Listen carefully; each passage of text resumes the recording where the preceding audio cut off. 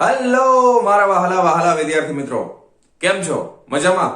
મારું નામ છે ફાલ્ગુન નાદરોજા, હું રાજકોટથી છું અને તમે જોઈ રહ્યા છો ફિઝિક્સ વિથ ફાલ્ગુન સર.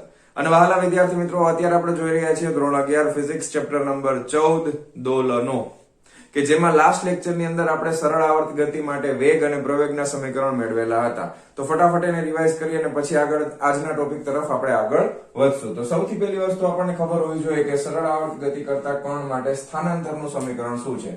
તો કે કોઈ પણ કણ t સમયે જે સ્થાનાંતર કરશે એના માટેનું સમીકરણ યાદ કરીએ. શું છે? સૌથી પહેલા આવશે કંપ વિસ્તાર, જેને આપણે a વડે દર્શાવીએ છીએ. બરાબર, કંપ વિસ્તાર એટલે કે એમ્પ્લિટ્યુડ. પછી તમે આગળ સમીકરણમાં સાઇન પણ યુઝ કરી શકો, કોસ થીટા પણ, સાઇન થીટા પણ વાપરી શકો અથવા તો કોસ થીટા પણ વાપરી શકો, પણ આપણે ટેક્સ્ટ બુકમાં કોસ થીટા થી સમજાવેલું છે. તો સમીકરણ આપણે કોસ થીટાના સંદર્ભમાં લખીએ. કોસ ઓમેગા t પ્લસ શું આવશે? પ્રારંભિક કળા ફાઈ. ઓકે, તો આ સરળ આવર્ત ગતિ કરતા કણ માટે કોઈ પણ t સમયે કણનું શું બતાવે છે? સ્થાનાંતર બતાવે છે. ખ્યાલ આવી ગયો? ઓકે, હવે આના પરથી આપણે વેગ અને પ્રવેગ મેળવવો હોય તો આપણી પાસે બે રીત છે.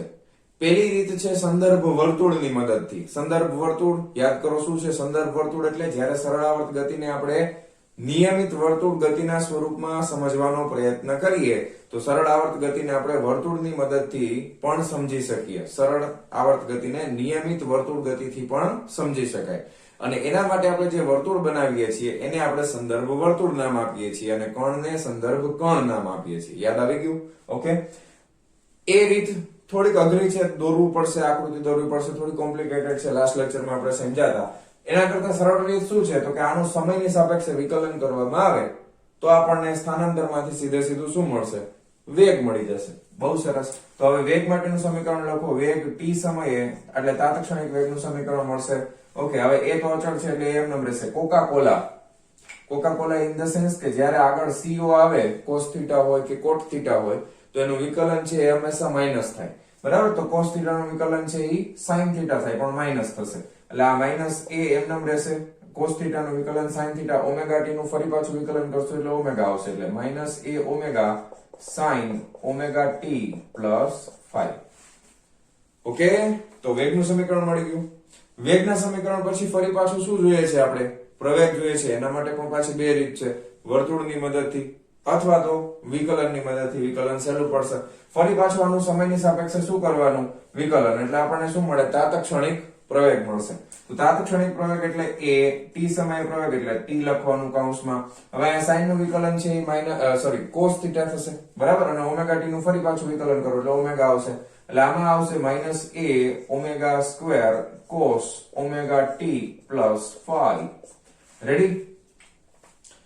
ક્લિયર છે? ઓકે, હવે આમાં કઈક વસ્તુ તમે જોવો તો a છે તો કે હા cos omega t plus 5, a cos omega t plus 5 બરાબર તો xt છે. તો માઈનસ આને ઓમેગા સ્ક્વેર એમ નામ રાખીએ અને આને લખી નાખીએ xt, t સમય સ્થાનાંતર. ઓકે, તો તમે શું કહી શકો કે ભાઈ પ્રવેગ છે એ સ્થાનાંતરના સમપ્રમાણમાં છે. પ્રવેગ છે એ સ્થાનાંતરના સમપ્રમાણમાં છે. ઓકે, રેખીય રીતે બદલાય છે એવું પણ કહી શકાય. અને આના ઉપરથી આપણે ગ્રાફ જોયા હતા ત્રણ, સમય વિરુદ્ધ સ્થાન, સમય વિરુદ્ધ વેગ અને સમય વિરુદ્ધ પ્રવેગના આલેખ આપણે જોયેલા હતા.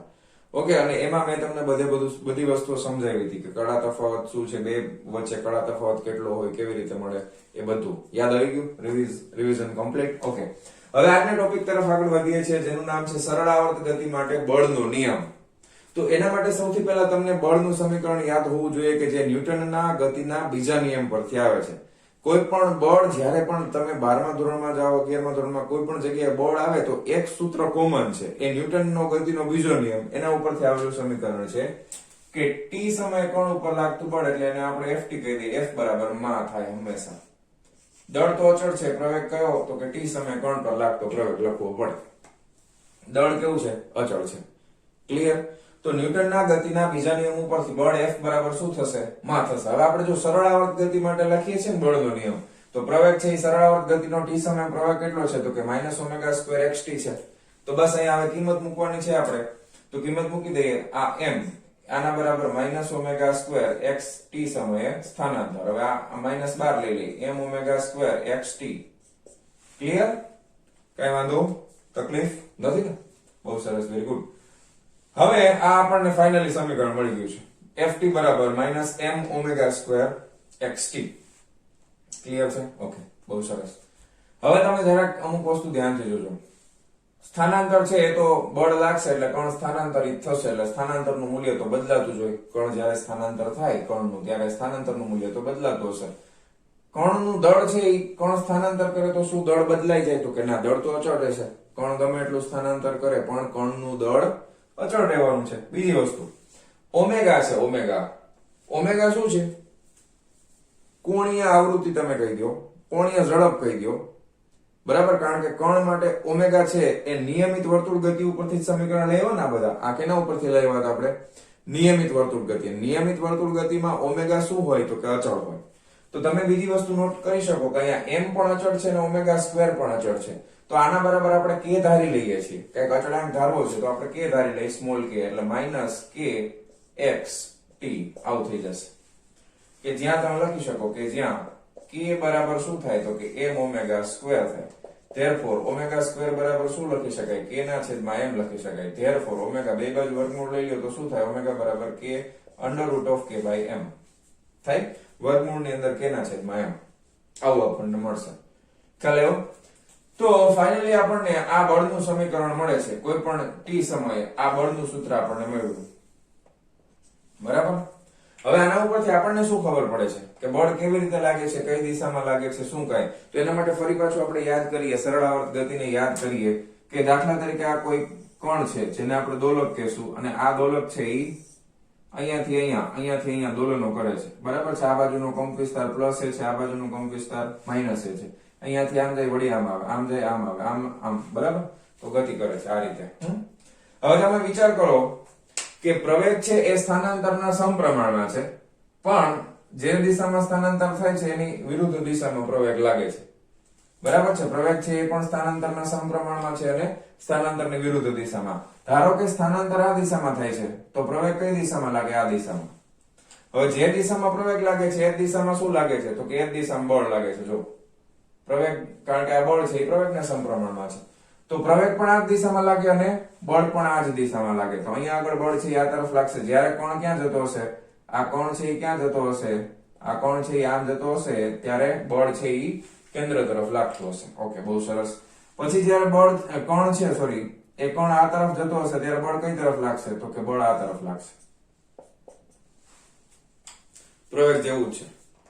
જે રીતે આપણને ખબર છે કે પ્રવેગ છે એ હંમેશા મધ્યમાન સ્થાન તરફ લાગતું હોય, તો એ જ રીતના બળ છે એ હંમેશા મધ્યમાન સ્થાન તરફ લાગશે. જે વસ્તુ પ્રવેગને લાગુ પડશે એ જ બળને પણ લાગુ પડશે.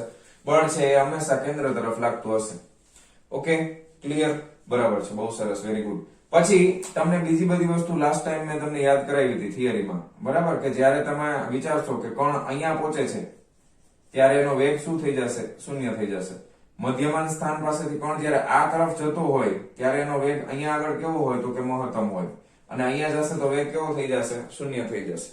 ખ્યાલ આવે છે? એ જ પ્રમાણે કણ છે એ આમ ગતિ કરતા કરતા અહીંયા આવશે ત્યારે આ જગ્યા ઉપર એનો વેગ કેવો થઈ જશે? શૂન્ય થઈ જશે. હવે મધ્યમાન સ્થાનથી અહીંયા પહોંચશે ત્યારે શૂન્ય થઈ જશે, પણ જ્યારે આવતો હશે ત્યારે એનો વેગ આ તરફ મહત્તમ હશે, આ બાજુ જતો હશે ત્યારે આ તરફ એનો વેગ મહત્તમ હશે. ખ્યાલ આવી ગયો? બે વેગ મહત્તમ જ છે પણ દિશા એકબીજાથી, કારણ કે કણ આમ જતો હોય ત્યારે આ દિશામાં વેગ મહત્તમ હોય, આમ જતો હશે ત્યારે આ જગ્યા ઉપર વેગ મહત્તમ હશે. ખ્યાલ આવે છે? ક્લિયર? તો આ બધી વસ્તુ તમારે યાદ રાખવાની છે. તો આ હતું સરળ આવર્ત ગતિ માટે બળનો નિયમ, એકદમ simple. f of t is equal to -kx, k બરાબર m ઓમેગા સ્ક્વેર. ખ્યાલ આવી ગયો? ઓકે, બહુ સરસ. હવે બીજી એક વસ્તુ તમે વિચારી શકો અહીંયાથી કે આ સમીકરણ કેવી રીતે લાવ્યા એ હવે મેં તમને ઓલરેડી સમજાવી દીધું. ટેક્સ્ટ બુકમાં તમને સમજાવ્યું છે કે ભાઈ આ નંબરના સમીકરણમાંથી અહીંયા આવવું હોય તો શું કરવું પડે. અહીંયાથી અહીંયા પહોંચ્યા તમે, ધારો કે આમથી આમ જાવ, શું કર્યું તમે? કર્યું શું? સ્થાનાંતરનું સમયની સાપેક્ષે વિકલન કરો 2 વખત એટલે તમને પ્રવેગ મળે. તમારે દાખલા તરીકે પ્રવેગ આપેલો હોય, સ્થાનાંતર જોઈએ છે, તો શું કરવું પડે? ઉપરથી નીચે જાવ તો વિકલન. યાદ રાખજો, ઉપરથી નીચે જાવ છો તો વિકલન, નીચેથી ઉપર જાવ છો તો સંકલન કરવું પડે. શું કરવું પડે? સંકલન. બરાબર. દાખલા તરીકે તમને પ્રવેગ આપી દેશે, સ્થાનાંતર જોઈએ છે, તો આ સમીકરણનું 2 વાર સંકલન કરો તો તમને સ્થાનાંતર મળે, અને આ સ્થાનાંતર આપ્યું અને 2 વાર વિકલન કરો તો પ્રવેગ મળે. સિમ્પલ. ઓકે, તો આ વસ્તુ તમારે મગજમાં ફિટ કરી દેવાની છે. પછી હવે અહીંયા આગળ જે છે ને, અહીંયા આગળ જો એ અહીંયાથી તમે શું કહી શકો, બળ છે ચલે છે સ્થાનાંતરના સમપ્રમાણમાં. હવે અહીંયા આગળ સ્થાનાંતરમાં એક જ પદ છે, આમાં ઘાત એક જ છે, કાંઈ નથી. બરાબર, તો આને કહેવાય રેખીય સરળ આવર્ત દોલક. કેવું કહેવાય? રેખીય સરળ આવર્ત દોલક. કારણ કે રેખીય રીતે સમપ્રમાણમાં છે. હવે વ્યવહારની અંદર પ્રેક્ટિકલ લાઈફમાં અમુક દોલનો છે ને, ઘણા બધા દોલનો છે એ x² અથવા x³ અથવા x⁴ એના સમપ્રમાણમાં થતા હોય, તો એવા દોલકોને અરેખીય દોલકો કહેવાય. બરાબર, કેવા કહેવાય? અરેખીય સરળ આવર્ત દોલકો, અરેખીય દોલકો અથવા તો અરેખીય દોલન. બરાબર. નોન લિનિયર ઓસિલેશન એને કહેવાય નોન લિનિયર, અરેખીય દોલનો. નોન લિનિયર ઓસિલેશન, ઓસિલેશન એટલે દોલનો.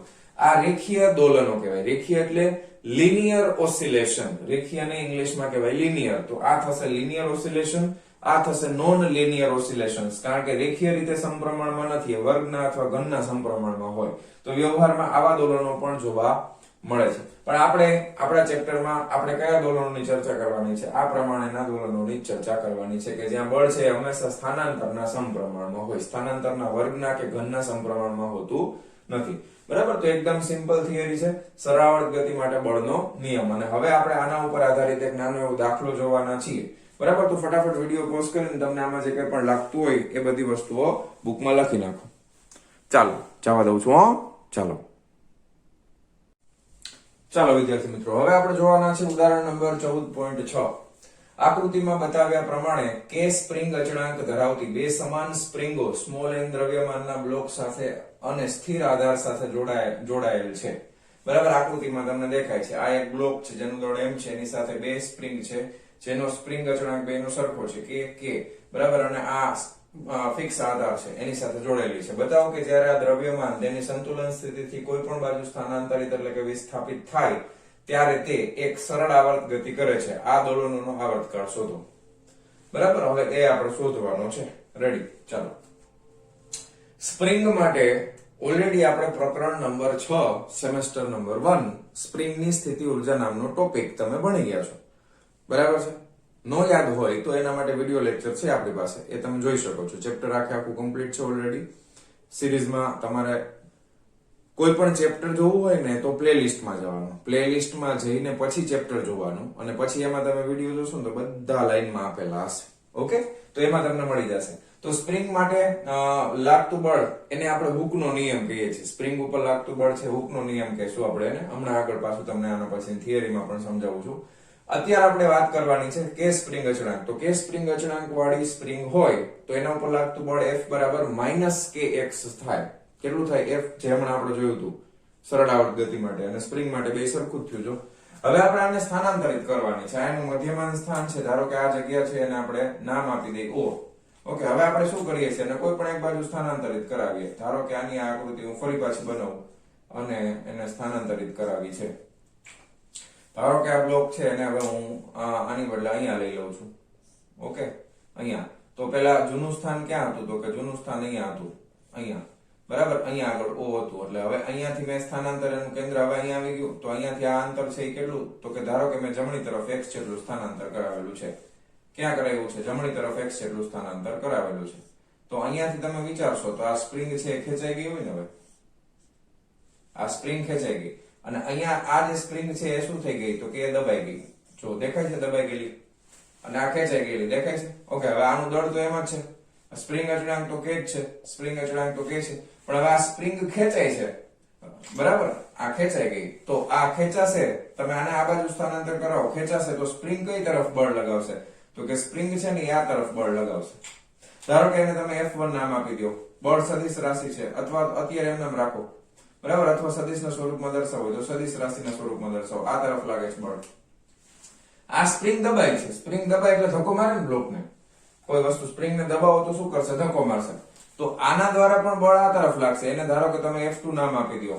તો બંને બળની દિશા એક જ તરફ છે, સદિશ સ્વરૂપમાં આપણે દર્શાવ્યા છે, એક જ તરફ છે, એટલે સરવાળો થશે. તો સ્થાનાંતર સ્પ્રિંગ ઉપર લાગતું બળ છે હંમેશા સ્થાનાંતરના કેવા પ્રમાણમાં હોય? સમપ્રમાણ હોય. એવું કોણે કીધું? તો કે હુકનો નિયમ છે. એ આપણે ઓલરેડી પ્રકરણ નંબર 6 માં ભણી ગયા છીએ. બરાબર, તો અહીંયા આગળ તમે F1 બળ છે એ કેટલું લાગશે? તો કે બળ F1 છે F1 બરાબર કેટલું થશે તો કે માઇનસ કે x જેટલું સ્થાનાંતર કરાવો છો એટલે x કઈ દિશામાં લાગે છે તો કે ડાબી તરફ લાગશે. આ બળ કઈ તરફ લાગે છે તો કે ભાઈ ડાબી તરફ. ઓકે, પછી F2 તો કે એ પણ એટલું જ લાગે માઇનસ કે x જેટલું. માઇનસ કે x આ પણ કઈ તરફ લાગે છે તો કે ડાબી તરફ. બરાબર, ખ્યાલ આવ્યો? માઇનસ શું કામ આવે છે હૂકના નિયમમાં? કારણ કે એ સ્થાનાંતરને વિરુદ્ધ દિશામાં લાગે. તમે સ્થાનાંતર આમ કરાવ્યું, બરાબર, અને બળ આ બાજુ લાગ્યું. જો બે કેસમાં આ સ્પ્રિંગમાં પણ તમે સ્થાનાંતર આમ કરાવો છો, બળ આમ લાગે છે. આ સ્પ્રિંગમાં પણ દબાવો છો એટલે એ સ્થાનાંતર આમ થયું તો બળ કઈ બાજુ લાગ્યું? આ તરફ. એટલા માટે માઇનસ સંજ્ઞા આવે છે. બરાબર છે. તો કુલ બળ કેટલું લાગે ભાઈ? તો કે ભાઈ કુલ બળ છે એ એક જ દિશામાં છે એટલે સદિશ F બરાબર સદિશ F1 વત્તા સદિશ F2. સદિશનો સરવાળો સાવ સાદી રીતે થશે એટલે -2kx થઈ જશે. બરાબર, રેડી થઈ ગયું. લ્યો, કુલ બળ કેટલું લાગશે? F બરાબર -2kx જેટલું બળ લાગશે. આ દ્રવ્યમાન તેની સંતુલન સ્થિતિમાંથી કોઈ પણ બાજુ સ્થાનાંતર ત્યારે તે એક સરળ આવર્ત ગતિ કરે છે. હવે આ છે ને આ સમીકરણ સરળ આવર્ત ગતિ ઉપર લાગતા બળના સમીકરણ જેવું છે. એટલા માટે તમે કહી શકો કે આ હવે આ બ્લોક છે એ સરળ આવર્ત ગતિ કરશે. શું કામ એવું? ફરી પાછું તમને કહું કે આ સમીકરણ છે સરળ આવર્ત ગતિ કરતા કણ પર લાગતા બળનું સૂત્ર. હમણાં આપણે જે થિયરીમાં જોયું એ સમીકરણ શું છે? બળનું સૂત્ર. ફરી પાછું એકવાર આખું રિવાઇઝ કરી દઈએ. t સમયે કણ ઉપર લાગતું બળ F બરાબર માં t સમયે કણ ઉપર લાગતો પ્રવેગ. પ્રવેગનું સમીકરણ શું છે ભાઈ? પ્રવેગનું સમીકરણ છે a omega square cos omega t plus 5 minus m. બરાબર છે. પ્રવેગનું સમીકરણ બોલો. Minus a omega square cos omega t plus 5 છે. હવે જ્યાં આગળ a cos omega t plus 5 એટલે તો શું છે? x છે એટલે minus omega square x t t સમીકરણનું સ્થાનાંતર છે એટલે minus m omega square x t થઈ ગયું. આ ખ્યાલ આવી ગયો? હવે આના બરાબર આપણે શું લખીએ છીએ? માઇનસ kx લખતા હતા. હવે આને સરખાવવા માટે ધ્યાન આપજો. આને આપણે ડાયરેક્ટ આની હારે સરખાવી દઈશું. f of t આ xt ની સાથે કોને સરખાવવાના છે? આને. હવે આ બંને બળો કેવા છે તો કે સમાન છે. બરાબર, બેને સરખાવો. તો આને આપણે આપી દઈએ સમીકરણ નંબર 1, આને આપણે આપી દઈએ સમીકરણ નંબર 2. ધ્યાન આપજો. તો લખી શકાય ભાઈ સમીકરણ 1 અને 2 ને સરખાવતા. હવે 1 અને 2 ને તમે સરખાવો એટલે શું મળે આપણને? તેથી -2kx બરાબર -m ઓમેગા સ્ક્વેર x બરાબર xt. એટલે આ xt માં આપણે અહીંયા t નથી લખતો હું. હવે અહીંયા તમે માઇનસ માઇનસ કેન્સલ કરી નાખો. બરાબર છે. x x સામેથી કેન્સલ થઈ ગયા તો તમને મળશે k ની કિંમત મળી ગઈ. તો ઓમેગા સ્ક્વેર બરાબર શું થઈ જશે?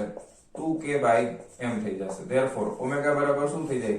વર્ગમૂળ ની અંદર 2k/m. હવે મારે શું જોઈએ છે? આવર્તકાળ ગોતવાનો છે. આવર્તકાળ એટલે ઓમેગા બરાબર 2π/t is equal to under root of 2k/m. બરાબર.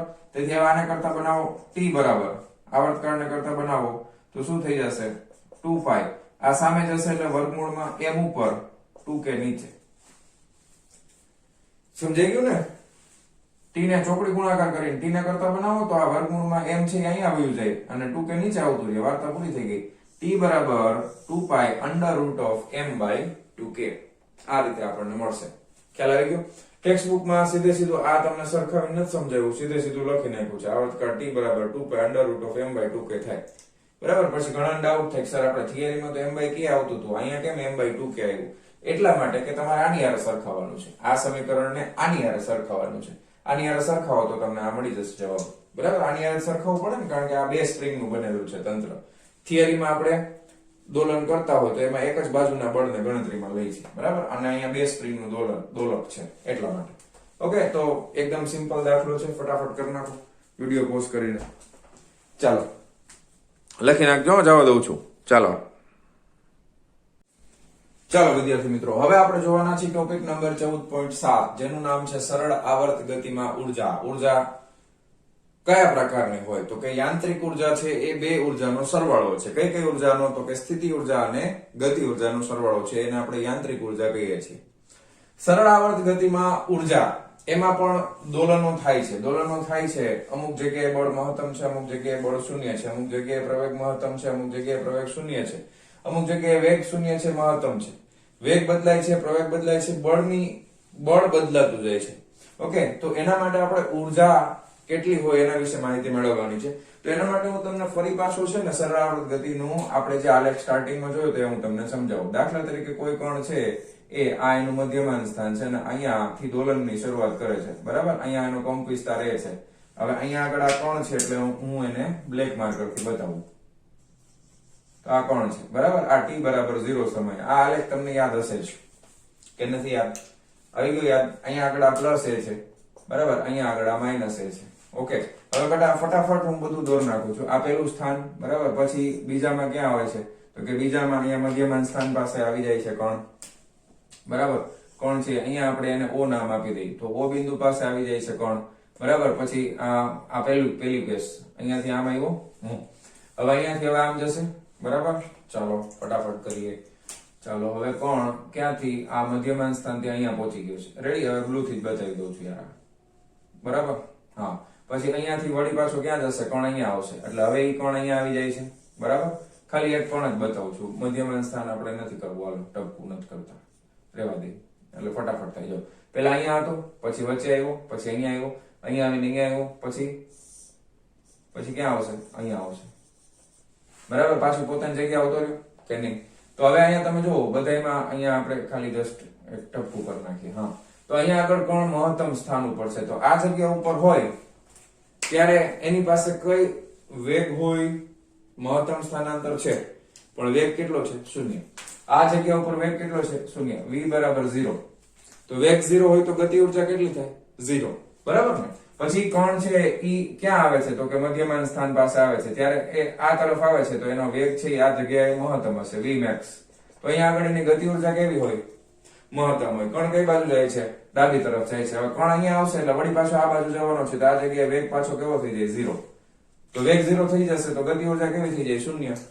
કારણ કે ગતિ ઉર્જાનું સૂત્ર શું છે? 1/2 mv². વળી પાછો મધ્યમાન સ્થાને આવશે તો અહીંયા વેગ મહત્તમ થશે, પણ આ દિશામાં તો વળી પાછી ગતિ ઉર્જા મહત્તમ થઈ જશે. ખ્યાલ આવ્યો? તો ગતિ ઉર્જા છે એ બદલાતી રહે છે. હવે અહીંયા જશે, વળી પાછો અહીંયાથી અહીંયા પહોંચશે ત્યાં સુધીમાં અહીંયા વેગ પાછો 0 થઈ જશે એટલે ગતિ ઉર્જા થઈ જશે 0. તો હવે આપણે આખી તમે જુઓ કે અહીંયા દોલનનો આવર્તકાળ કેટલો? તો કે દોલન અહીંયા હતું, ત્યાંથી અહીંયા આવ્યું, ત્યાંથી અહીંયા આવ્યું, અહીંયા આવ્યું, બરાબર. પછી ક્યાં આવે છે? વચ્ચે આવી પાછું આની જગ્યાએ. તો અહીંયા આગળ પાછું એક આવર્તકાળ પૂરો થયો ને અહીંયા સુધીમાં. હવે ધ્યાન આપજો ગતિ ઉર્જાના સંદર્ભમાં. તો હવે હું અહીંયા પહેલા ગતિ ઉર્જા સમજાવી દઉં તમને. સરળ આવર્ત ગતિમાં ઉર્જા. તો સૌથી પહેલા આપણે ચર્ચા કરવાના છે ગતિ ઉર્જા વિશે. ઓકે, તો ગતિ ઉર્જાની સંજ્ઞા છે કેપિટલ K, બરાબર. સૂત્ર છે 1/2 mv². હવે અહીંયા આગળ આપણે સરળ આવર્ત ગતિ કરતા કણ માટે વેગનું સમીકરણ આપણે ઓલરેડી જાણીએ છીએ. બોલો વેગનું સૂત્ર. t સમયે વેગ vt = -a ઓમેગા કોસનું વિકલન હતું એટલે sin omega t + 5 -a omega sin omega t + 5. ઘણી બધી વખત આપણે જોયું એટલે યાદ જ હોય. હવે આ સમીકરણની કિંમત છે આપણે આમાં મૂકી દઈએ એટલે આપણને કુલ ગતિ ઉર્જાનું સૂત્ર મળશે 1/2 m v² છે એટલે -a omega sin omega t + 5 આનો વર્ગ, બરાબર. સોરી, આખાનો વર્ગ. આખાનો વર્ગ છે. હવે આનો વર્ગ કરીએ એટલે શું થઈ જાય? 1/2 m a² ઓમેગા² sin² omega t + 5. થઈ ગયું? ક્લિયર છે? ઓકે, હવે તમને બધાને યાદ છે m ઓમેગા² બરાબર તો આપણે કે લખીએ છીએ એટલે m ઓમેગા² આના બરાબર આપણે કે લખી નાખી k a² sin² omega t + 5. તો આ છે ગતિ ઉર્જાનું સમીકરણ. કોના માટે? સરળ આવર્ત ગતિ માટે ગતિ ઉર્જાનું સૂત્ર આપણને મળી ગયું છે. ગતિ ઉર્જા કોઈ દિવસ ઋણ હશે નહીં, કારણ કે અહીંયા તમે જો વેગ ભલે ઋણ હોય પણ એનો વર્ગ કરો એટલે હંમેશા ધન જ થવાનું છે. એટલે ગતિ ઉર્જા ક્યારેય ઋણ નહીં હોય. ગતિ ઉર્જા શૂન્ય હોઈ શકે અને ધન હોઈ શકે પણ કોઈ દિવસ ઋણ હોઈ શકે નહીં. હવે ખાસ એક બીજી વસ્તુ સમજવાની છે, ગતિ ઉર્જા માટેનો આવર્તકાળ કેટલો છે? તો કે સરળ આવર્ત ગતિ કરતા કણનો આવર્તકાળ કેપિટલ T ધારેલો છે આપણે. એટલે કણ અહીંયાથી શરૂ કરી અહીંયા આવે, અહીંયા આવે, અહીંયા આવે, વળી પાછું પોતાની જગ્યાએ આવે ત્યાં સુધીનો આવર્તકાળ કેટલો છે? અહીંયા સુધીનો કણનો આવર્તકાળ, ધ્યાન આપજો, કણનો આવર્તકાળ કેટલો છે? Capital T. હવે તમે ધ્યાનથી જોજો ગતિ ઉર્જાનો આવર્તકાળ કેટલો થાય? તો ધ્યાન આપો, કણ અહીંયા હતો ત્યારે વેગ શૂન્ય, તો અહીંયા આગળ કાઇનેટિક એનર્જી એટલે હું એને રેડ કલર થી લખી એટલે વધારે તમને ખબર પડે. ફોર એક્ઝામ્પલ, ધારો કે અહીંયા આગળ વેગ શૂન્ય છે, તો અહીંયા ગતિ ઉર્જા કેટલી થઈ ગઈ? શૂન્ય છે ને. પછી અહીંયા વેગ મહત્તમ છે, તો અહીંયા ગતિ ઉર્જા કેવી થઈ ગઈ? તો કે મહત્તમ. જો શૂન્ય માંથી મહત્તમ થઈ, બરાબર. હાલો, મહત્તમ થઈ ગઈ, વળી પાછી અહીંયા આવી ગઈ, તો ગતિ ઉર્જા વળી પાછી કેવી થઈ ગઈ? શૂન્ય. તો જો આ ત્રણ ચક્કરમાં 0 મહત્તમ 0 એટલે એક સાયકલ ગતિ ઉર્જાની પૂરી થઈ ગઈ. હવે અહીંયાથી જો, અહીંયા 0, અહીંયા વેગ મહત્તમ એટલે અહીંયા પાછી ગતિ ઉર્જા કેવી થઈ ગઈ? તો કે મહત્તમ થઈ ગઈ. મહત્તમ માંથી વળી પાછા તમે અહીંયા વહી ગયા, બરાબર. તો અહીંયા વહી ગયા, વળી પાછી ગતિ ઉર્જા કેટલી વખત કઈ થઈ ગઈ? તો કે શૂન્ય થઈ ગઈ.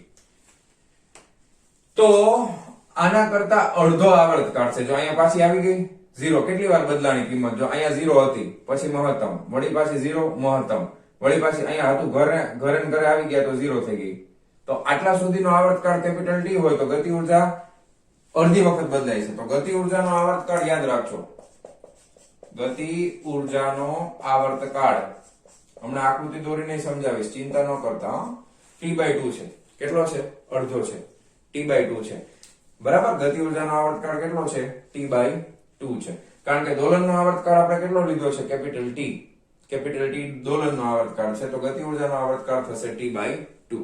ગતિ ઉર્જા હંમેશા કેવી હશે? ધન હશે. Okay, clear? કોઈ વાંધો નથી ને? હાલો, હવે વાત કરવાની છે બીજી ઉર્જાની કે જેનું નામ છે સ્થિતિ ઉર્જા. બીજી ઉર્જા કઈ છે? તો કે બીજી ઉર્જા છે સ્થિતિ ઉર્જા. તો સ્થિતિ ઉર્જા માટેનું સમીકરણ છે U. સ્થિતિ ઉર્જા એટલે U વડે દર્શાવવાના છે સ્થિતિ ઉર્જાને. તો સ્થિતિ ઉર્જાનું સમીકરણ છે એ ઓલરેડી તમે પ્રકરણ નંબર 6 મેં તમને હમણાં કીધું એ પ્રમાણે પ્રકરણ નંબર 6 ની અંદર સ્પ્રિંગ છે કયા નિયમ ઉપર કામ કરે છે? તો કે હુકના નિયમ ઉપર કામ કરે છે. F = kx, અને એમાં પણ આપણે ગતિ ઉર્જા સ્થિતિ ઉર્જા ઓલરેડી જોયેલી જ હતી સ્પ્રિંગમાં, પણ અહીંયા આપણે આ સમીકરણની મદદથી જોવાના છે. તો સ્પ્રિંગ માટે સ્થિતિ ઉર્જાનું સમીકરણ શું આવે છે? આના જેવું જ સમીકરણ કંઈક છે. જો યાદ કરો, 1/2 mv², તો 1/2 ઓલું સમીકરણ શું છે? લખી દઉં છું, યાદ આવ્યું? 1/2 kx². x શું છે? આપણા માટે x છે, સ્થાનાંતર છે t સમય. તો x નું સૂત્ર પણ આપણે લખી નાખીએ. t સમયે કણનું સ્થાનાંતર કેટલું થાય? તો કે કણનું સ્થાનાંતર થશે કંપવિસ્તાર a cos ωt + phi. Ready? Okay, તો અહીંયા આગળ સ્થિતિ ઉર્જાનું સમીકરણ આપણે લખી નાખ્યું. હવે સ્થિતિ ઉર્જાનું સમીકરણમાં x ની કિંમત છે એને મૂકી દઈએ આપણે, એટલે 1/2 k x નો સ્ક્વેર એટલે શું થઈ જશે? a² cos² ωt + phi થઈ જશે. હવે k a² cos² ωt + phi. બસ, બહુ થઈ ગયું, પૂરું. હવે અહીંયા આગળ જોવો તો ભાઈ સ્થિતિ ઉર્જા ઋણ આવે છે કે ધન આવે છે? તો કે ભાઈ સ્થિતિ ઉર્જા પણ ધન જ છે. સ્થિતિ ઉર્જા પણ ધન જ છે. સ્થિતિ ઉર્જા ઋણ હોઈ શકે? તો કે ના. અહીંયા આગળ તમે અચળાંક એવી રીતે આપણે પસંદ કરેલો છે કે જેથી કરીને સ્થિતિ ઉર્જા કોઈ દિવસ આપણને સરળ આવર્ત ગતિ માટે ઋણ મળવાની નથી. સ્થિતિ ઉર્જા પણ કેવી મળશે? ધન મળશે. શૂન્ય હોઈ શકે? હા. સ્થિતિ ઉર્જા શૂન્ય હોઈ શકે? હા. ગતિ ઉર્જા શૂન્ય હોઈ શકે? હા. મહત્તમ હોય, ઋણ એક પણ નહીં હોય. સરળ આવર્ત ગતિ માટે સ્થિતિ ઉર્જા અથવા ગતિ ઉર્જા કોઈ દિવસ ઋણ હશે નહીં. હવે આપણે આકૃતિની મદદથી, આની મદદથી સ્થિતિ ઉર્જાને સમજવાનો પ્રયત્ન કરીએ. જો અહીંયા આગળ વેગ શૂન્ય છે અને મહત્તમ અહીંયા ખેંચાઈ ગયેલું છે. હવે અહીંયા બળ મહત્તમ હશે અને સ્થિતિ ઉર્જા છે એ કેવું છે? આ બધા કેવા બળોની વાત કરીએ છીએ આપણે? સંરક્ષી બળોની વાત કરીએ છીએ. કેવા બળોની વાત કરીએ છીએ? સંરક્ષી બળો છે. આ સ્પ્રિંગ માટેના બળો કેવા બળો છે? સંરક્ષી બળો છે. પ્રકરણ 6 માં મેં તમને સમજાવ્યું હતું સંરક્ષી બળો અને અસંરક્ષી બળો વિશે, બરાબર છે? સ્થિતિ ઉર્જા, ગતિ ઉર્જા એ બધા સંરક્ષી બળોની અંદર આવશે. ઘર્ષણ બળ છે એ અસંરક્ષી બળોમાં આવે, બરાબર? યાદ આવ્યું?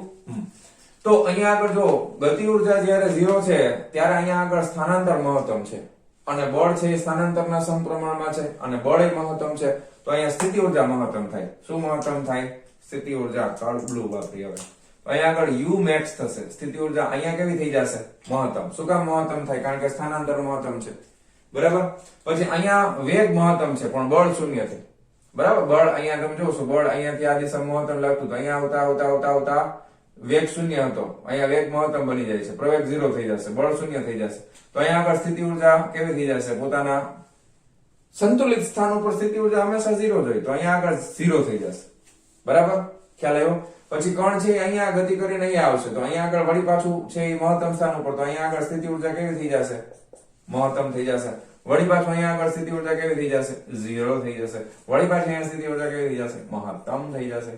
ખ્યાલ આવ્યો ભાઈ કે નો આવ્યો? રેડી?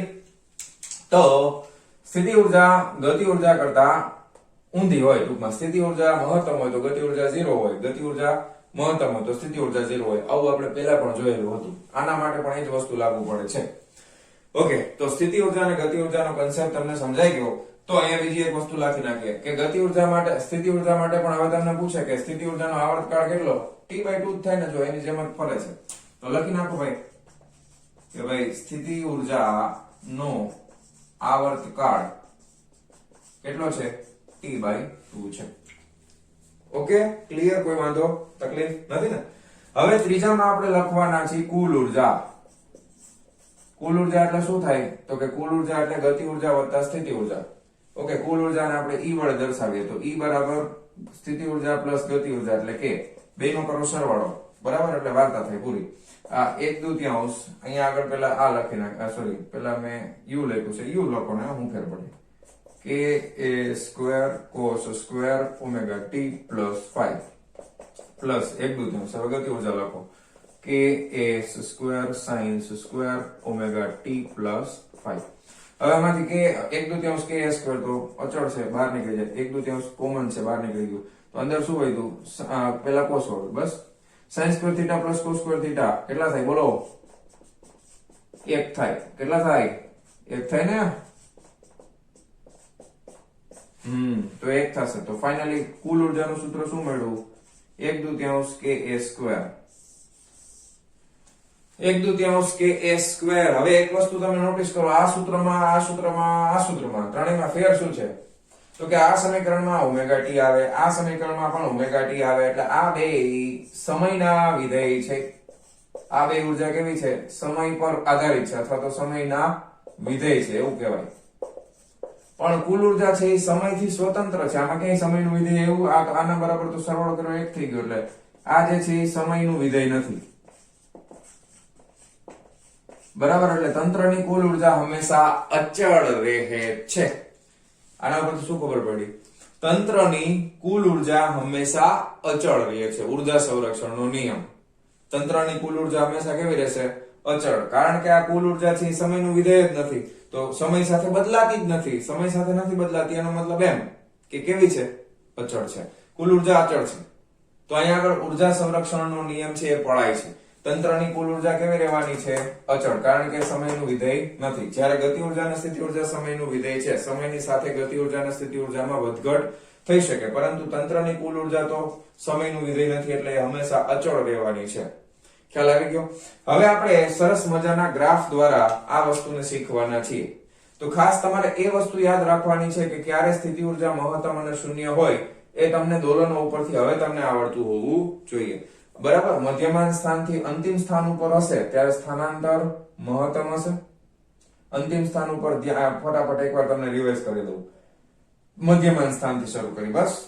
તો કોઈ પણ દોલક છે એ પોતાના મધ્યમાન સ્થાન એટલે સંતુલિત સ્થાન ઉપર હોય ત્યારે સ્થિતિ ઊર્જા શૂન્ય હોય, ગતિ ઊર્જા મહત્તમ હોય. ગતિ ઊર્જા મહત્તમ હોય, કંપ વિસ્તાર શૂન્ય હોય, સ્થાનાંતર પણ શૂન્ય હોય. જ્યારે એ કોઈ પણ અંતિમ સ્થાન પાસે આવે ત્યારે કંપ વિસ્તાર મહત્તમ હોય, સ્થાનાંતર મહત્તમ હોય, ગતિ ઊર્જા શૂન્ય હોય, સ્થિતિ ઊર્જા મહત્તમ હોય, બરાબર? તો હવે તમને બધી વસ્તુ આકૃતિ ઉપરથી હવે ધીમે ધીમે મગજમાં બેસતી જવી જોઈએ. તો એના ઉપરથી તમને ખાસ MCQ પૂછાય તો MCQ આવડે આપણને, બરાબર? તો ફટાફટ હવે મારે ગ્રાફ સમજાવવા છે પણ જગ્યા નથી, એટલે ફટાફટ વિડીયો પોઝ કરી અને આ બધું છાપી નાખો. પછી હું તમને અમુક વસ્તુ રબ કરી અને પછી આલેખ તમને સમજાવું છું. ચાલો, તો ફટાફટ વિડીયો પોઝ કરીને લખી નાખો. ચાલો, જવા દઉં છું. ચાલો વિદ્યાર્થી મિત્રો, હવે આપણે ગતિ ઊર્જા અને સ્થિતિ ઊર્જાનો આલેખ દોરવાના છીએ. આલેખ આપણે બે દોરવાના છીએ. એક ઊર્જાને સમયના વિધેય તરીકે લેશું અને બીજું ઊર્જાને સ્થાનના વિધેય તરીકે લેશું. એનો મતલબ શું? તો કે સમય બદલાય અને ઊર્જા બદલાય એટલે ઊર્જા સમયનું વિધેય પણ છે. સરળ આવર્ત ગતિમાં સ્થાનાંતર થાય અને ઊર્જા બદલાય એ ઊર્જા સ્થાનનું વિધેય પણ છે. તો સૌથી પહેલા આપણે ઊર્જાને સમયના વિધેય તરીકે લેવાના છીએ. તો તમે જોઈ શકો કે અહીંયા આપણે ઉર્જા લેશું અને આ જે અક્ષ છે સમક્ષિતિજ અક્ષ અને શિરોલંબ અક્ષ, તો આ જે અક્ષ છે એમાં આપણે સમય લેવાના છીએ, બરાબર. તો એ સમયનું વિધેય છે t અને અહીંયા આપણે લખવાના છે ઉર્જા. હવે અહીંયા આગળ કુલ ઉર્જા ધારો કે આપણે નક્કી કરી નાખી કે મહત્તમ ઉર્જા તો અચળ રહેવાની જ છે એટલે ફિક્સ કરી નાખો. ઉપરથી આ લાઈન ફિક્સ થઈ ગઈ, બરાબર. એટલે આ લાઈન છે એ શું બતાવે છે? તો કે આ લાઈન છે એ બતાવે છે ભાઈ કુલ ઉર્જા. કુલ ઉર્જા છે અત્યારે કોના વિધેય તરીકે લીધું છે? સમયના, એટલે et લખશું, બરાબર. તો એ કુલ ઉર્જા કોના બરાબર થાય? તો કે કુલ ઉર્જા છે એ ભાઈ સ્થિતિ ઉર્જા સમયનું વિધેય પ્લસ ગતિ ઉર્જા સમયનું વિધેય એના સરવાળા જેટલી થાય. આ તો આપણે હમણાં જોયું થિયરીમાં, કન્ફર્મ છે. ઓકે, બહુ સરસ, વેરી ગુડ. તો અહીંયા આગળ આપણે ઉર્જા છે, બરાબર. અથવા તો આપણે બે અલગ અલગ ઉર્જા લેવી પડશે ને, એક લેવી પડશે સ્થિતિ ઉર્જા ને એક લેવી પડશે ગતિ ઉર્જા. ઓકે, હવે આલેખ બનાવીએ છીએ, ધ્યાન આપજો ખાસ. તો બ્લુ કલર અને રેડ કલર નો યુઝ કરીએ સ્થિતિ ઉર્જા અને ગતિ ઉર્જા માટે. તો તમે યાદ કરો, ફરી પાછો તમને આલેખ વ્યવસ્થિત રીતે સમજાવો છે. આ મધ્યમાન સ્થાન અહીંયા આગળ કોણ હતો, બરાબર. પછી કોણ અહીંયા આવી ગયો, ફરી પાછો. પછી કોણ અહીંયા આવી ગયો, પછી કોણ અહીંયા આવી ગયો, પછી પાછો કોણ અહીંયા આવી ગયો. હવે t બરાબર 0 સમય હતો, બરાબર. t બરાબર 0 સમય કોણ અહીંયા હતો. પછી t બરાબર t/4 સમય હતો ત્યારે કોણ અહીંયા હતો. પછી t/4 માં પ્લસ તમે t/4 ઉમેરો એટલે આ t બરાબર t/2 સમય કોણ અહીંયા હતો. t બરાબર 3t/2 સમય કોણ અહીંયા હતો અને t બરાબર કેપિટલ T સમય કોણ અહીંયા હતો, બરાબર. પછી આકૃતિ દોરવામાં ગ્રાફ તમને યાદ હોવો જોઈએ. આ જગ્યા ઉપર એની સ્થિતિ ઉર્જા અને ગતિ ઉર્જા બધું લખીએ આપણે. કોણ જ્યારે અહીંયા હતો ત્યારે એની ગતિ ઉર્જા 0 હતી પણ ત્યારે તેની સ્થિતિ ઉર્જા મહત્તમ હતી. કોણ જ્યારે અહીંયા આવે છે ત્યારે ગતિ ઉર્જા મહત્તમ થાય છે પણ સ્થિતિ ઉર્જા 0 થાય છે. કોણ જ્યારે અહીંયા આવે છે ત્યારે ગતિ ઉર્જા 0 થાય છે, સ્થિતિ ઉર્જા મહત્તમ થાય છે. કોણ જ્યારે અહીંયા આવે છે ત્યારે ફરી પાછી ગતિ ઉર્જા મહત્તમ થાય છે અને સ્થિતિ ઉર્જા 0 થાય છે. અહીંયા વળી પાછું ગતિ ઉર્જા 0, સ્થિતિ ઉર્જા મહત્તમ. બસ પૂરું. આટલું આપે એટલે આલેખ બનાવતા આવડવું જોઈએ. તમે શરૂઆત કરો છો t બરાબર 0 સમયે શું છે? સ્થિતિ ઉર્જા મહત્તમ છે પણ ગતિ ઉર્જા કેવી છે? 0. તો અહીંયા આગળ 0 0 અહીંયા હોય ને, બરાબર. આ મહત્તમ છે તો 0 ક્યાં હોય? અહીંયા 0 હોય, બરાબર. ને અહીંયા e હોય, અહીંયા e હોય, કુલ ઉર્જા હોય, બરાબર. આ કુલ ઉર્જા છે, આ 0 છે. તો તમે જુઓ કે તમે અત્યારે આલેખ આપણે કોઈ એકનો બનાવીએ. તમે દાખલા તરીકે પહેલા આપણે સ્થિતિ ઉર્જાનો આલેખ બનાવીએ તો સ્થિતિ ઉર્જા હું બ્લુ કલર વડે દર્શાવું છું. તો અહીંયા t બરાબર 0 સમય છે. હું તમને આલેખમાં સમય પણ આપતો જાઉં કે અહીંયા આગળ આ t બરાબર 0, બરાબર. પછી બીજામાં અહીંયા આગળ ધારો કે t/4 સમય છે. એના પછી ધારો કે અહીંયા t/2 સમય છે. એના પછી તો કે અહીંયા 3t/2 સમય છે. ઓકે, અને ફાઇનલી અહીંયા આગળ t સમય છે. ઓકે, બહુ સરસ, વેરી ગુડ. હવે જો પેલા પોઈન્ટ થી સમજવાનું. પેલા આગળ સ્થિતિ ઉર્જા મહત્તમ છે તો સ્થિતિ ઉર્જા મહત્તમ અહીંયા આપણે લઈ લઈએ સ્થિતિ ઉર્જા મહત્તમ. બીજા કેસમાં સ્થિતિ ઉર્જા 0, અહીંયા લઈ લઈએ સ્થિતિ ઉર્જા 0. પછી પાછું ત્રીજા કેસમાં સ્થિતિ ઉર્જા મહત્તમ એટલે સ્થિતિ ઉર્જા મહત્તમ. ત્રીજા કેસમાં ચોથા કેસમાં સ્થિતિ ઉર્જા 0, ચોથા કેસમાં સ્થિતિ ઉર્જા 0 ઠૂઠું, અને પાંચમા કેસમાં સ્થિતિ ઉર્જા મહત્તમ ઠૂઠું. તો આનો આલેખ તમે જોઈ શકો છો. આ બધા બિંદુઓને જોડી દો.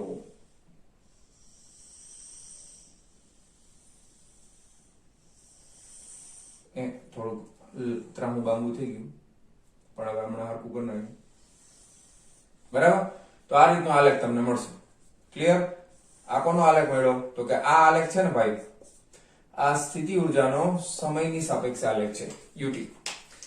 હવે ગતિ ઉર્જાનું કરું. ગતિ ઉર્જા અહીંયા આગળ 0 છે તો અહીંયા આગળ 0, ગતિ ઉર્જા 0, બરાબર. પછી અહીંયા ગતિ ઉર્જા મહત્તમ એટલે અહીંયા ગતિ ઉર્જા મહત્તમ, પછી અહીંયા ગતિ ઉર્જા 0, પછી અહીંયા ગતિ ઉર્જા મહત્તમ, વળી પછી અહીંયા.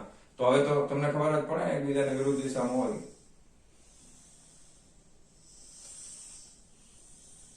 આ રીતે ખ્યાલ આવ્યો? પણ તમે કોઈ પણ સમય બેનો ટોટલ મારો ને તો એ ટોટલ આના જેટલો થાય. ખ્યાલ આવે છે? કોઈ પણ સમય તમે બંને ઉર્જાનો સરવાળો કરશો તો એ કોના જેટલો થશે? કુલ ઉર્જા જેટલો થશે. તો આ આલેખ શું દર્શાવે છે? તો કે ગતિ ઉર્જા અને સ્થિતિ ઉર્જાનો સમયની સાપેક્ષે ફેરફાર બતાવે છે. ખ્યાલ આવી ગયો? બીજો આલેખ ઓલરેડી તમે સ્પ્રિંગ માટે ભણી ગયા છો. એ જ આલેખ આના માટે પણ આવશે. જે મેં તમને કીધું ને પ્રકરણ 6 ની અંદર આપણે હુકનો નિયમ ને સ્પ્રિંગની સ્થિતિ ઉર્જા જોઈ હતી, એમાં તમને આલેખ મેં સમજાવ્યો તો એ જ આલેખ હવે અહીંયા ફરી પાછો આવશે. એ આલેખમાં શું છે તો કે ઉર્જા છે એ સ્થાનનું વિધેય છે. ઉર્જા છે એ કોનું વિધેય છે? સ્થાનનું વિધેય છે.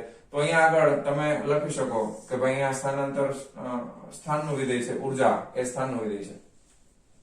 તો તમે જુઓ અહીંયા આગળ આ સ્થાન x બરાબર, અને અહીંયા આગળ આ ઉર્જા છે. તો આ કુલ ઉર્જા છે, ધારો કે કુલ ઉર્જા છે એ સ્થાનના વિધેય તરીકે લખો તો એ ગતિ ઉર્જા એ સ્થાનનું વિધેય પ્લસ સ્થિતિ ઉર્જા એ સ્થાનનું વિધેય, એના સરવાળા જેટલું થાય. હવે અહીંયા આગળ તમે જુઓ કે ધારો કે અહીંયા આગળ સ્થાનાંતર છે x બરાબર 0, પછી જમણી બાજુ સ્થાનાંતર છે x બરાબર પ્લસ a બરાબર, ડાબી બાજુ સ્થાનાંતર આટલું ને આટલું ડાબી બાજુ લેવાનું. અહીંયા આગળ સ્થાનાંતર છે x બરાબર માઈનસ a બરાબર. ક્લિયર છે? તો આ સ્થાનાંતર અને અહીંયા આ છે એ કુલ ઉર્જા છે. હવે આપણે બ્લુ કલર સ્થિતિ ઉર્જા માટે રાખ્યો તો, હા, તો સ્થિતિ ઉર્જાનો આલેખ બનાવો. તો સ્થિતિ ઉર્જામાં અહીંયા આગળ સ્થાનાંતર છે એ પ્લસ a છે, તો પ્લસ a પાસે સ્થિતિ ઉર્જા મહત્તમ, તો પ્લસ a પાસે સ્થિતિ ઉર્જા મહત્તમ, ખ્યાલ આવે છે? સ્થિતિ ઉર્જા મહત્તમ છે, તો અહીંયાથી સ્થિતિ ઉર્જા મહત્તમ એટલે અહીંયા સ્થિતિ ઉર્જા બરાબર જ કુલ ઉર્જા થઈ જશે. પછી અહીંયા આગળ સ્થિતિ ઉર્જા 0, તો અહીંયા આગળ સ્થિતિ ઉર્જા 0, પછી અહીંયા બરાબર અહીંયા આ પ્લસ a યાદ રાખજો, આ 0 બરાબર, અને આ માઈનસ a. તો માઈનસ a પાસે પહોંચે, આ 0 પાસે હતી ને, હવે માઈનસ a પાસે પહોંચે ત્યારે સ્થિતિ ઉર્જા વળી પાછી મહત્તમ, તો સ્થિતિ ઉર્જા મહત્તમ એટલે અહીંયા. હવે આ ત્રણે ત્રણને જોડો, આવી ગયા, બહુ મસ્ત, ટનાટન, બહુ સરસ, વેરી ગુડ. હવે ગતિ ઉર્જા માટે બનાવો. હવે તમને એમ થાય કે સર આમાં કેમ એક જ બનાવ્યું? હવે તમે અહીંયા જો મેં એક આખા આવર્તકાળ માટે આ બનાવ્યું છે. ટેક્સ્ટ બુકમાં તમે જોશો ને તમને એમ થાય કે આવું જ કેમ, તો એક આવર્તકાળ માટે બનાવ્યું છે. આમાં અડધું જ આવશે બરાબર, આમાં અહીંયા સુધી જ આવશે, કારણ કે સ્થાનાંતર તો પ્લસ એન્ડ માઇનસ એની વચમાં થાય છે ને. ખ્યાલ આવ્યો? આ કઈ સમયનું વિધેય નથી, આ કોનું વિધેય છે? સ્થાનનું. સ્થાનમાં તમે ક્યાં ફેરફાર કરો? પ્લસ એ 0 માઇનસ એ, વળી પાછું માઇનસ એ થી 0 અને પાછું પ્લસ એ. તો આમાં તમારે ખાલી આટલું જ દોરવાનું હોય. ખ્યાલ આવ્યો? કારણ કે સ્થાનાંતર તો પ્લસ અને માઇનસ એની વચ્ચે બદલાય છે બરાબર. એમાં આ સમય તો અનંત સુધી જઈ શકે. આ એક આવર્તકાળ, હજી બીજો, ત્રીજો, એ અનંત સુધી તમે લંબાવી શકો. હવે આમાં આપણે શું દોરવાનું બાકી રહ્યું? તો કે આ છે એ સ્થિતિ ઉર્જાનો ગ્રાફ છે as a function of distance અથવા ડિસ્પ્લેસમેન્ટ ux. હવે કોનો લેવાનો છે? તો કે ભાઈ ગતિ ઉર્જાનો ગ્રાફ લેશું. કોના માટે? સ્થાન માટે. તો ગતિ ઉર્જાના ગ્રાફમાં તમે જુઓ કે અહીંયા આગળ ગતિ ઉર્જા 0 છે, તો પ્લસ a પાસે ગતિ ઉર્જા કેવી છે? તો કે 0. તો અહીંયા આગળ આ 0 તો અહીંયા આવશે બરાબર, બહુ સરસ. પછી ગતિ ઉર્જા મહત્તમ છે, અહીંયા 0 પાસે ગતિ ઉર્જા મહત્તમ એટલે અહીંયા આવશે મહત્તમ, અને અહીંયા વળી પાસે થઈ જાય છે 0, એટલે આનો આલેખ છે ઈ તમને આ રીતે મળશે. ખ્યાલ આવી ગયો? કોઈ વાંધો નથી ને?